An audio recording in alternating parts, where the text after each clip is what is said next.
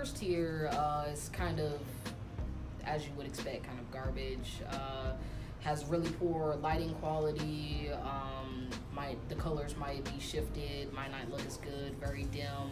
The glass is probably recycled, so it really wouldn't hold up its strength a lot during a typical drop. Second tier is kind of okay.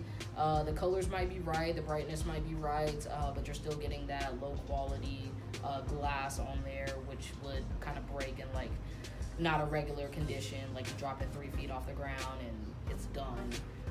Then the third tier is its best OEM non-recycled glass. All the colors are going to be the same resolution, same brightness. Really the best that you can get, and that's all we do here.